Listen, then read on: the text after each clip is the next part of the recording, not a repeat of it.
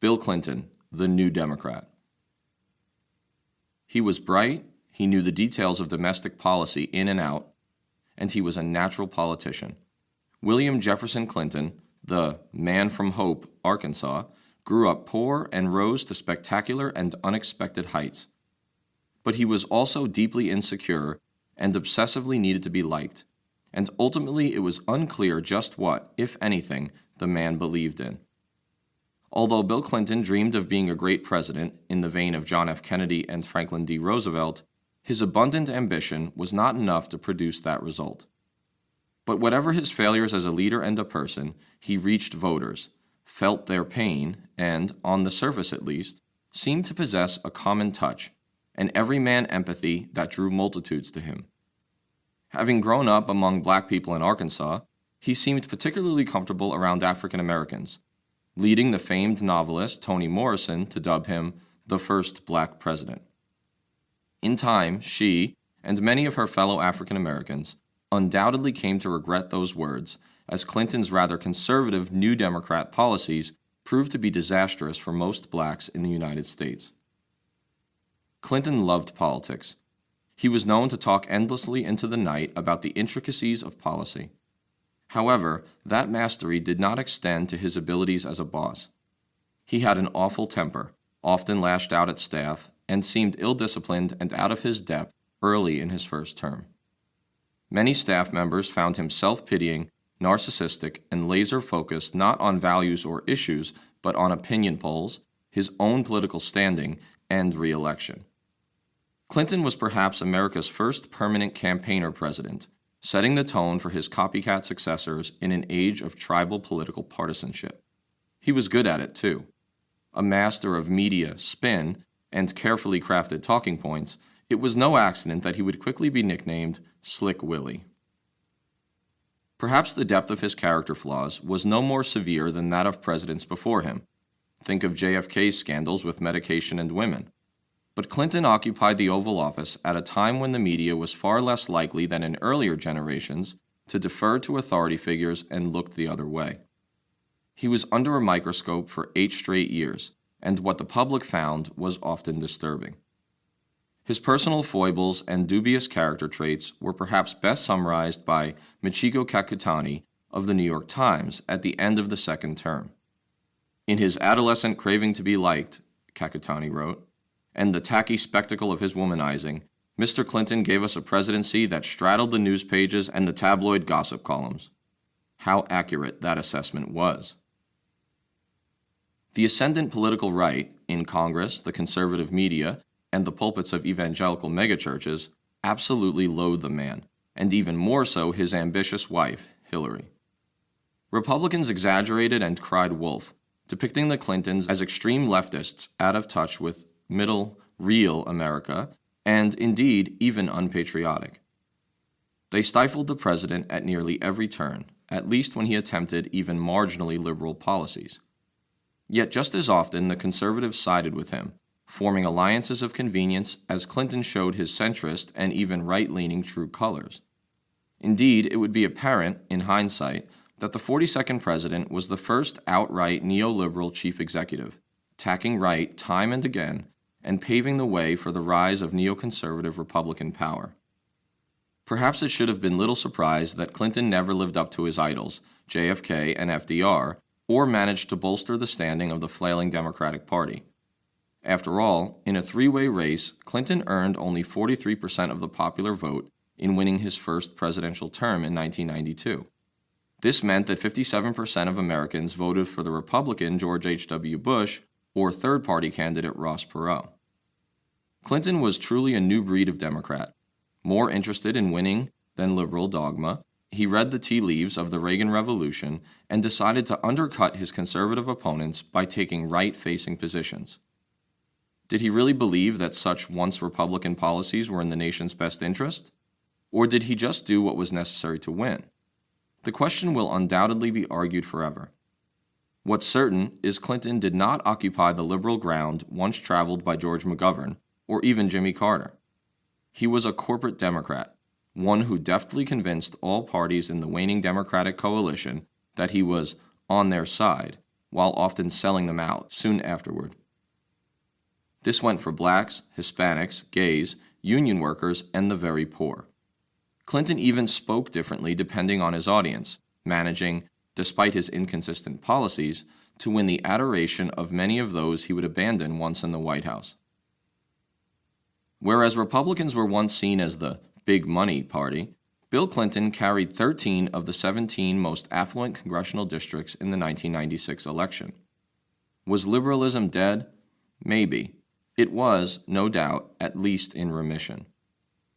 The canny Clinton could stymie the Republicans to their utter frustration, but he was more often than not the slave of the conservative majority on Capitol Hill and the white conservatives in an increasingly right-leaning populace.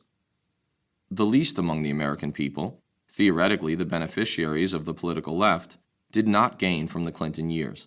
The rich became richer, the poor poorer, and through a slew of neoliberal policies, Clinton managed to cede victory to the prevalent ideas of the conservative right. The consequences were often severe. Clinton at home, neoliberalism ascendant. Clinton ran as a centrist in 1992, but depicted himself as more fiscally conservative than GOP rival George H.W. Bush, and promised to end welfare as we know it. He sometimes sounded as though he had co-opted the right's message and its favorite talking points. Still, early in his first term, Clinton attempted two relatively liberal actions: healthcare reform and ending the military's ban on gay members. He was rebuked on both counts. In the arena of healthcare, Republicans, more conservative Democrats, and powerful insurance industry lobbyists counterattacked, ran millions of dollars worth of negative ads, and ultimately killed the liberal dream of universal medical insurance that had existed at least since the administration of Harry Truman. The defeat was a political embarrassment to the First Lady, whom Clinton had tapped to lead the endeavor. More worrisome were the stark outcomes. Some 30 million Americans had no health care coverage at all, and U.S. infant death rates and other key health indices were at deplorable levels. Nearly all other industrialized countries had full coverage for their citizens and superior health outcomes. When Clinton sought to end the ban on gays serving in the military, once again he ran up against a congressional coalition, this time one joined by senior military officers, including Chairman of the Joint Chiefs Colin Powell. Their fierce opposition spooked the president, who agreed to a compromise policy known as "Don't Ask, Don't Tell." Under a spectacularly vague statute, service members were not to reveal their sexual preference and military leaders were not to inquire. Still, an admission of homosexuality or discovery of a gay sexual act would still lead to dismissal from the military. In the following years, more than 10,000 gays were discharged from the service, a disproportionate number of whom filled the paltry, but vital, ranks of linguists and foreign area experts. In the wake of the terror attack of September 11, 2001, the military would desperately miss those troopers. Then, in a final abandonment of gays, Clinton signed the Defense of Marriage Act, a federal law that allowed states not to recognize out-of-state same-sex marriages and defined the institution, from a federal perspective, as a union between one man and one woman. The number of Democrats who supported or acquiesced to such discriminatory legislation demonstrated the prevailing and persistent social conservatism of the times. After the debacles involving gays in the military and healthcare, and after Republicans swept to victory in the 1994 congressional midterm elections, Clinton went fully neoliberal, abandoning almost every traditional liberal cause. Over the complaints of unions and manufacturing workers, he would sign the North American Free Trade Agreement, NAFTA, which Bush had negotiated. Indeed, as pro-labor elements had feared, many companies would move to the cheap labor environments of Mexico and elsewhere. Additionally, Clinton supported the racially charged crime bill that Democratic Senator Joe Biden had shepherded through Congress. Defended with academically debunked charges, which Hillary Clinton repeated, about the existence of young super predators in the inner cities, the crime bill was a disaster for the urban poor, especially blacks. The legislation delivered a blow to opponents of the death penalty. It limited appeals and decreased the time between conviction and execution, eliminated federal parole, encouraged states to take similar steps, and instituted 3 strikes programs, whereby a third felony conviction automatically led to life imprisonment, harsh mandatory minimum sentences, and even new disparate sentencing guidelines for certain classes of narcotics. Specifically, possession of crystallized or crack cocaine associated with users in poor, black urban areas carried 100 times the criminal sentence as similar possession of powder cocaine associated with affluent white users. The results were disastrous. About 1 million more Americans entered prison, a majority of them black and Hispanic, and the U.S. incarceration rate soon led the entire world by far. Clinton would also follow through on his promise to gut welfare. In the insultingly titled 1996 Personal Responsibility and Work Opportunity Reconciliation Act, Clinton ended the core poverty reduction program of the already sparse social safety net, Aid to Families with Dependent Children, AFDC. New limits were imposed on the working or unemployed poor. Benefits were cut after 2 years, lifetime benefits were capped at 5 total years, and the impoverished without children could receive only 3 months' worth of food stamps. The ultimate result was to help increase income inequality, keep wages stagnant, and limit opportunities for the poor. The president is also remembered as an economic wizard, and, indeed, the economy did improve during the Clinton years as the U.S. emerged from the early 1990s recession that happened under Bush. The reasons for this were varied. First, a tech boom in Silicon Valley jump-started markets at the high end. The Dow Jones tripled from 3,600 to 11,000 during Clinton's 8-year tenure. Then Clinton raised, ever so slightly, the top federal tax bracket to 39.6%, still much lower than the Eisenhower-era rate of 90% and the Nixon administration rate of 70%, and made modest cuts to various social programs. Though the tax change was moderate, the Republicans, as a bloc, balked. Clinton's budget and corresponding tax legislation passed by only 2 votes in the House, and Vice President Al Gore had to break a 50-50 tie in the Senate to win approval for the package. Not a single Republican crossed the aisle. The long-term economic results, though unclear at the time, were mostly positive. Increased revenue and slight spending cuts created a budget surplus for the first time in many years, and during Clinton's tenure, the federal debt decreased by some $500 billion. Had they not hated the president so viscerally and irrationally, the ostensible deficit hawks of the GOP might have been pleased. Still, amid low unemployment, a stock market boom, and seeming prosperity, the gains of the roaring 90s were highly uneven. In keeping with a trend since the early 1970s, working wages were stagnant. The vast majority of the income gains was seen by the super rich. That shouldn't have surprised classical liberals. Indeed, Clinton, in pursuing a strategy for victory in increasingly fiscally conservative America, had long sought to distance himself from tax and spend liberals. He had even caustically needled his staff with the declaration, "I hope you're all aware we're the Eisenhower Republicans. We stand for lower deficits and free trade and the bond market. Isn't that great?" It was true. Not only was Clinton not the fiscal leftist that the conservatives accused him of being, but his economic policy would most certainly have been squarely Republican in nature just a generation earlier. The statistics of the economic boom were disturbing to those concerned with income disparity and inequality. Though .com stocks soared and unemployment dropped to 4.1% by 2001, Americans without a college degree or without a high school diploma suffered from stagnant or falling wages in this period. Furthermore, middle-class insecurity seemed to be on the rise. The new jobs created were generally non-union, low-wage, service sector jobs that lacked benefits. In many families, both parents now had to have jobs, or one or both of the adults had to hold more than one job just to maintain a previous standard of living. The average American worked longer hours in the 1990s, yet earned the same or less in real wages than he or she had in the 1970s. This was by no means an equally shared economic recovery. As the rich got ever richer, especially in the non-manufacturing tech and financial sectors, a pervasive cultural worship of the very rich became widespread. This tendency has been common throughout U.S. history. American citizens, at least when compared with their more socialist and labor-centric Western European cousins, have been inclined to admire, rather than resent, the rich. New York City provided a telling case study. From 1992 to 1997, half of the increase in income came to those working in the financial sector, even though those employees accounted for just 5% of workers in the city.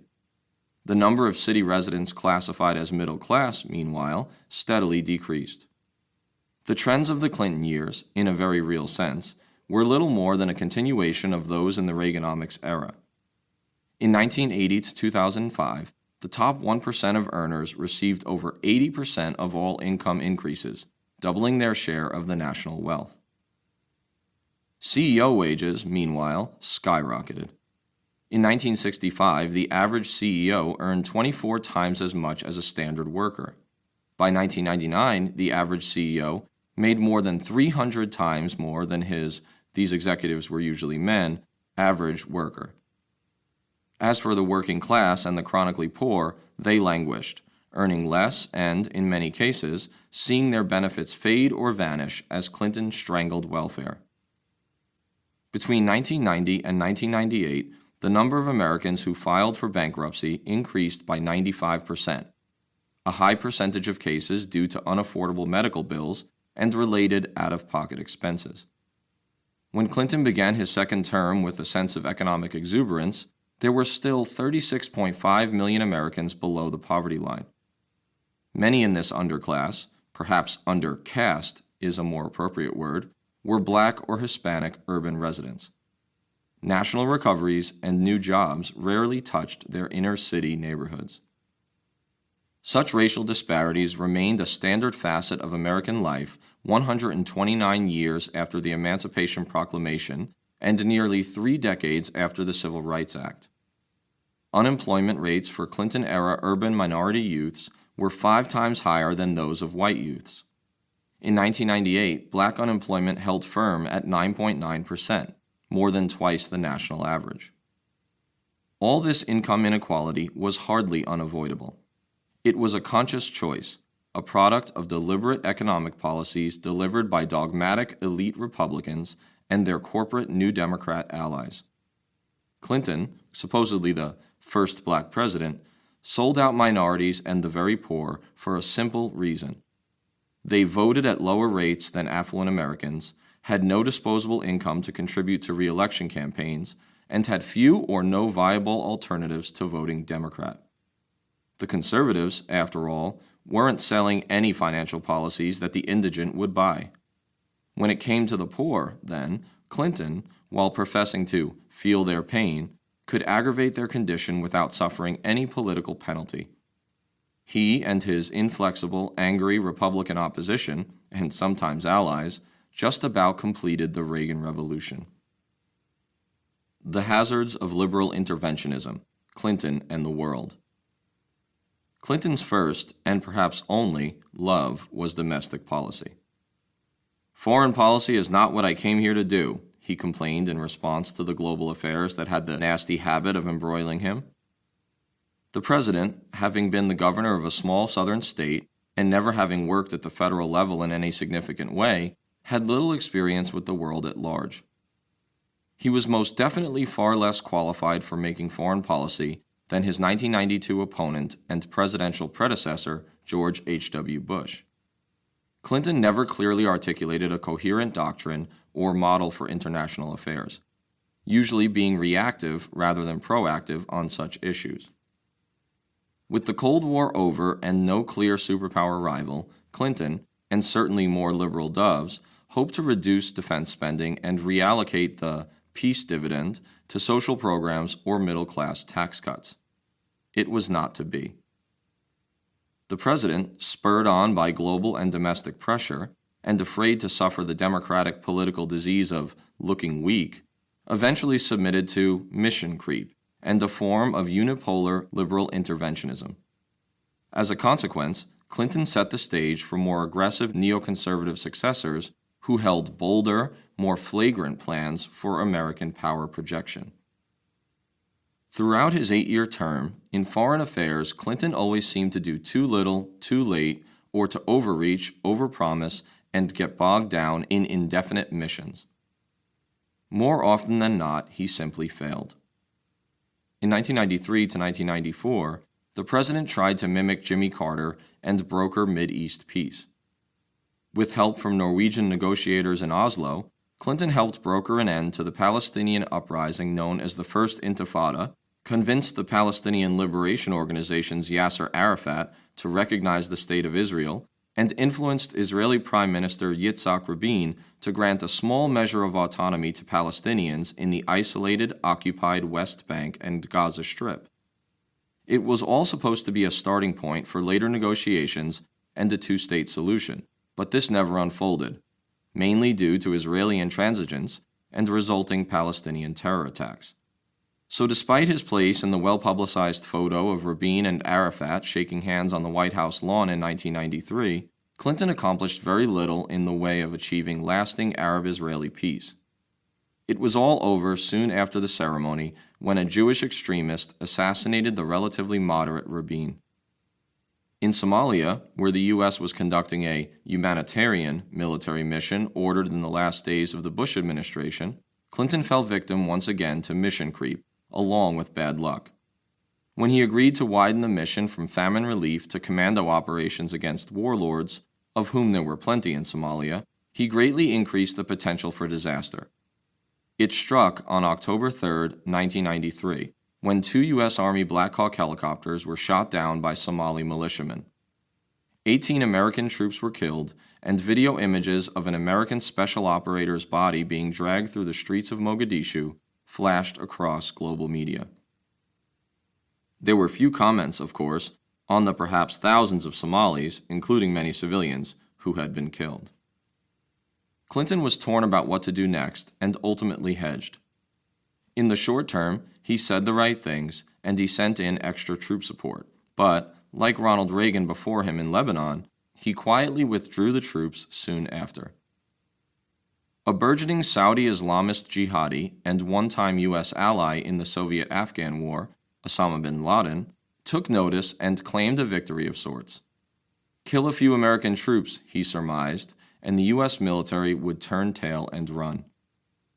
In Bosnia, Clinton, fearful of another Vietnam or another Somalia, dithered for 2 years while Serbs conducted a brutal ethnic cleansing campaign against poorly armed Muslims, often civilians. After a bloodbath at a refugee camp at Srebrenica and a Serbian shelling of a Sarajevo market, Clinton intervened along with NATO allies.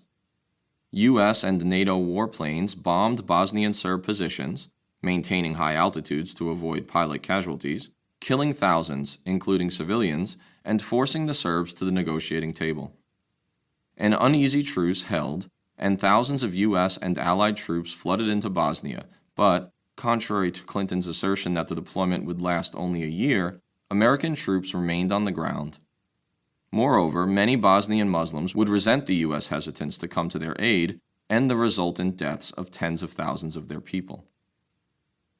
Then in 1999, in the same Balkan region, when the Serbian army began forcible removals and killings of the Albanian Muslim majority in the province of Kosovo, the U.S. and NATO again unleashed a bombing campaign, this time not only on the Serbian army, but on the capital. Thousands died, including hundreds of innocents, and an errant bomb hit the Chinese embassy, killing several staff members and stressing Sino-American relations.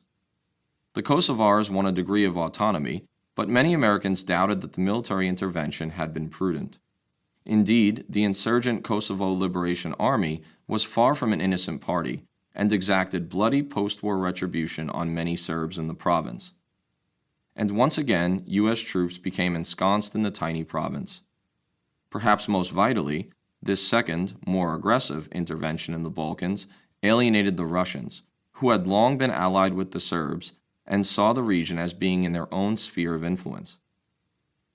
By underestimating Russian ambitions and failing to sufficiently negotiate with Moscow ahead of time, the Americans overreached in Kosovo, adding to Russian grievances and later tensions between the U.S. and the still nuclear-armed former superpower. Once again, however, the most influential and meaningful Clinton-era foreign policy crises unfolded in the tense Middle East, specifically around the Persian Gulf. Islamist terror attacks on American targets at home and in the region increased. 2 embassies in Africa, a U.S. naval vessel in Yemen, and the World Trade Center in New York City all were bombed between 1993 and 2000. Most attacks were claimed by Osama bin Laden's al-Qaeda terror network, filled with veterans of the Afghanistan War who had once been on the CIA payroll. The term blowback aptly characterized the situation. Bin Laden's attack should hardly have come as a surprise. He had literally declared war, in writing, on the United States, citing 3 grievances that he said justified attacks on American targets: the continued U.S. military presence near the Saudi holy sites of Mecca and Medina, reflexive, one-sided U.S. support for Israeli military occupation of Palestine, and strict U.S. economic sanctions on Iraq, still in place after the Persian Gulf War of 1991, and which, he accurately said, had resulted in the deaths of 500,000 children. His assertions would find agreement among many across the world. Clinton's team, headed by Secretary of State Madeleine Albright, didn't even deny bin Laden's final charge. In a moment of callous honesty, Albright, when asked whether the deaths of all those Iraqi children were worth it, replied on air that, yes, we think the price is worth it. In addition to the crippling sanctions, Clinton continued, even escalated, the Bush policy of regularly bombing Iraqi anti-aircraft positions, intelligence headquarters, and other targets in response to supposed Iraqi development of weapons of mass destruction and alleged involvement in a 1993 assassination attempt against George H.W. Bush in Kuwait. Hundreds of civilians were killed in these ubiquitous attacks. By 2001, Bush 1 and Clinton had locked Saddam Hussein's regime in a box. Saddam presented no serious threat to U.S. interests, his forces were regularly bombed, especially in 1998 to 2000, and, whether or not Clinton intended it, the stage was set for a later U.S. military regime change invasion of Iraq. Some critics at the time charged that military strikes on a supposedly bin Laden-linked Sudanese pharmaceutical plant, al-Qaeda training sites in Afghanistan, Iraqi positions, and Serbian troops in Kosovo represented little more than attempts by Clinton to distract the American public from his ongoing, mainly sexual, personal scandals of the same period. No doubt his affairs and general domestic policy did cross to some extent with matters of foreign war and peace. Such intersections have not been rare in American politics. A question of character: Clinton's scandals. Much about Clinton's soap opera-like scandals was overblown. They nevertheless dominated media coverage of his administration. This obsessive, almost perverse, focus on Clinton's private life proved, in time, to be both farcical and absurd. Republicans, mimicking the liberal-led investigation of Richard Nixon's Watergate scandal, kept Clinton under nearly perpetual legal scrutiny during his 2 terms by using a new law that allowed the appointment of special prosecutors to investigate presidents. For the most part, Kenneth Starr, eventually a celebrity as special prosecutor, would uncover very little. Moreover, he probably should never have been appointed. A partisan Solicitor General under George H.W. Bush, Starr in private practice had worked in the legal team of one of Clinton's accusers, Paula Jones, and this clearly represented a conflict of interest in terms of his appointment as special prosecutor. Republican watchdogs first went after a former Clinton real estate deal, dubbed Whitewater, but found mostly smoke and no fire. Regrouping, Starr investigated allegations of sexual harassment brought against the president by a former Arkansas state employee, Paula Jones. After a federal investigation lasting 4 years and costing $40 million, a judge dismissed the Jones case as a nuisance. Flailing, Starr shifted attention to allegations that Clinton had, while president, engaged in an extramarital affair with a young White House intern, Monica Lewinsky. The Lewinsky case would dominate the last phase of Clinton's presidency. It turned out that the charges had merit. The president had received oral sex on numerous occasions, even in the Oval Office, from Lewinsky, then proceeded to lie about it under oath. Eventually, he would publicly dispute the definition of "is" and equivocate about what constituted sex. It was a remarkably juvenile reaction from a sitting president. Nonetheless, both sides retreated to their familiar battle stations. The Republican majority in Congress filed articles of impeachment.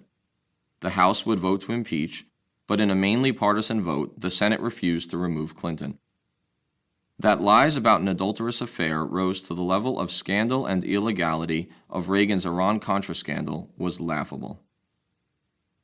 But Republican legislators and right-wing Fox News cared not and proceeded with a remarkable lack of self-awareness. Nor were liberals consistent. In fact, many acted hypocritically and embarrassingly. Avowed feminists who had rallied to Anita Hill and fully believed her allegations of sexual harassment against Clarence Thomas now offered full-throated defenses of Clinton. A leading feminist of the day, Betty Friedan, claimed that the president's enemies are attempting to bring him down through allegations about some dalliance with an intern, adding, "Whether it's fantasy, a setup, or true, I simply don't care." The whole spectacle was symptomatic of a dangerously partisan era, as both liberals and conservatives reflexively assembled along party lines regardless of ideological consistency or proper context. Whatever the negative effects on the Republic and the office of the presidency, the Lewinsky affair proved to be a media boon. Fox News had its best ratings to date, and more centrist, like CNN, and patently liberal, like MSNBC, cable news channels, also flourished and raked in profits. However, when all was said and done, the Republicans had overreached. 63% of Americans disapproved of the attempt to remove the president, and the week after Clinton's impeachment, his approval ratings hit a new high of 73%. Years later, Newt Gingrich, House Speaker from 1995 to 1999, and a ringleader of the impeachment faction, admitted he was having an extramarital affair with a congressional aide 23 years his junior, while he was pressing for the impeachment of Clinton. If the moral majority had seemed to gain traction and influence in preceding years, the public response, ultimately a lack of concern, regarding Clinton's affair and lies, had demonstrated that a more permissive cultural environment had now arisen. Was Clinton, as the First Lady would later claim, the victim of a vast right-wing conspiracy? Yes and no. Republican legislators and pundits no doubt exaggerated Clinton's crimes and the severity of his character failures. They had shown no such concern when President Reagan's staff illegally and secretly sold arms to Iran, laundered the profits through Israel, and funded Contra death squads in Nicaragua. Still, perhaps Americans should expect their president to be truthful under oath and demonstrate mature judgment. Clinton's scandals were neither as serious as the right clamored, nor as slight as the left insisted. More than simply a right-wing conspiracy, the obsessive coverage of Clinton's personal life reflected the times, and not in a flattering way. The wide exposure, to the detriment of policy and international matters, reflected Americans' growing obsession with celebrity, scandal, and sex. The media statistics were genuinely embarrassing. In a single week in March 1994, the big three TV networks over the previous 3 months ran 126 stories about Whitewater and other alleged scandals, compared with 107 on bloodshed in Bosnia, 56 on tensions in the Mideast, and 42 on healthcare reform. Media had, once and for all, morphed into an institution geared toward entertainment over information. As for the populace of the United States, Americans had allowed themselves to be overtaken by voyeurism fed by the indefensible actions of the president and the self-serving ways of his conservative detractors. When it came to the Whitewater, Paula Jones, and Monica Lewinsky affairs, there were no adults in the room. Bill Clinton was many things, his administration an exercise in cognitive dissonance. He was notionally a Democrat, but oversaw a shrinking federal debt and several years of budget surplus after his Republican predecessors had produced the opposite. The economy of the late 1990s boomed, but its beneficiaries were hardly representative of the nation at large. The president cut welfare, imprisoned hundreds of thousands of often black citizens, and helped send manufacturing jobs overseas or across the southern border.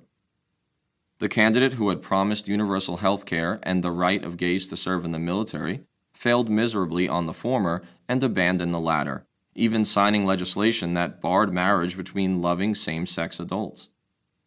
Perhaps, in part, because of the economic downturn and the international turmoil that occurred under his successor, George W. Bush, many Americans would later pine for the simpler, affluent, for some, era of Clinton, sex scandals and all. However, much of this happy memory was illusory. Clinton left office a popular president, but he had hardly empowered the Democrats writ large. His anointed successor, Vice President Al Gore, would not win the presidency, though he won the popular vote, and Bush the elder's more conservative son ascended to power. Nevertheless, Clintonianism lived on in the spirit of many congressional copycat centrists then dominant on the Hill, and, most distinctly, in his wife, the ambitious, jaded, and relentless Hillary Rodham Clinton. Her own rise, first to the U.S. Senate and then grasping at the very height of American power, would, in many ways, define the liberalism of the era to come. The tribal, partisan culture wars hardly abated when Bill left power, and the Clintons, peculiarly, remained the favorite scapegoat of the right. Americans as a whole possessed only the illusion of improvement after 8 years of Bill and Hill. The aspirations and dreams of liberalism, once the consensus force in American politics, were ditched by the Clintons in the name of power and money. It would take many more years of domestic and international disaster and a new, insurgent, progressive generation to strike back and contest ownership of the true mantle of liberalism. The outcome of that story remains uncertain.